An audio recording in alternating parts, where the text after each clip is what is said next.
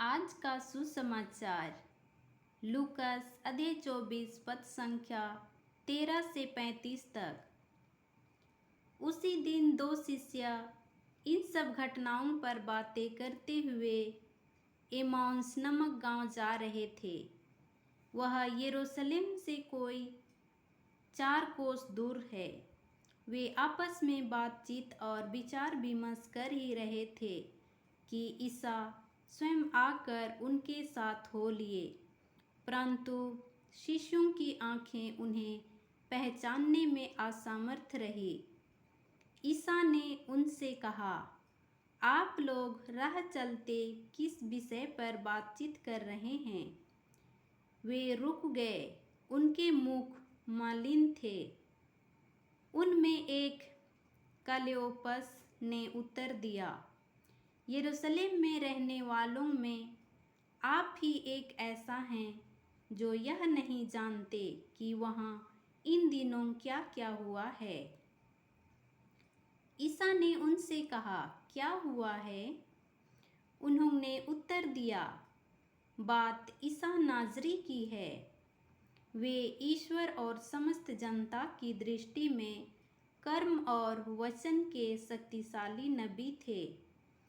हमारे महायाजकों और शासकों ने उन्हें प्राणदंड दिलाया और क्रूस पर चढ़ाया। हम तो आशा करते थे कि वही इज़राइल का उद्धार करने वाले थे। यह आज से 3 दिन पहले की बात है। यह सच है कि हम में से कुछ स्त्रियों ने हमें बड़े अचंभे में डाल दिया है। वे बड़े सवेरे कब्र के पास गई और उन्हें ईसा का शव नहीं मिला। उन्होंने लौटकर कहा कि उन्हें स्वर्गदूत दिखाई दिए, जिन्होंने यह बताया कि ईसा जीवित है। इस पर हमारे कुछ साथी कब्र के पास गए और उन्होंने सब कुछ वैसा ही पाया जैसा स्त्रियों ने कहा था, पर उन्होंने ईसा को नहीं देखा। तब ईसा ने उनसे कहा, निर्बुद्धियों, नबियों ने जो कुछ कहा है तुम उस पर विश्वास करने में कितने मंदमती हो। क्या यह आवश्यक नहीं था कि मसीह वह सब सहे और इस प्रकार अपनी महिमा में प्रवेश करे?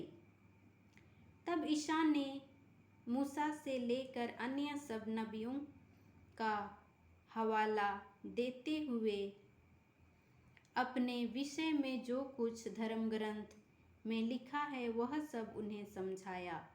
इतने में वे उस गांव के पास पहुंच गए जहां वे जा रहे थे। लग रहा था जैसा ईसा आगे बढ़ना चाहते थे। शिष्यों ने यह कहकर उनसे आग्रह किया, हमारे साथ रह जाइए, सांझ हो रही है और अब दिन ढल चुका है। और वह उनके साथ रहने भीतर गए। ईसा ने उनके साथ भोजन पर बैठकर रोटी ली, आशीष की प्रार्थना पढ़ी और उसे तोड़कर उन्हें दे दिया। इस पर शिष्यों की आंखें खुल गई और उन्होंने ईसा को पहचान लिया, किंतु ईसा उनकी दृष्टि से ओझल हो गए। तब शिष्यों ने एक दूसरे से कहा, हमारे हृदय कितने उद्दीप्त हो रहे थे जब वे रास्ते में हमसे बातें कर रहे थे और हमारे लिए धर्म ग्रंथ की व्याख्या कर रहे थे। वे उसी घड़ी उठकर यरूशलेम लौट गए। वहाँ उन्होंने 11 और उनके साथियों को एकत्र पाया, जो यह कह रहे थे, प्रभु सचमुच जी उठे हैं और सिमोन को दिखाई दिए। तब उन्होंने भी बताया कि रास्ते में क्या क्या हुआ और उन्होंने ईसा को रोटी तोड़ते समय कैसे पहचाना। यह प्रभु का पवित्र सुसमाचार है। ख्रिस्त की जय। आमीन। धन्यवाद पिता परमेश्वर।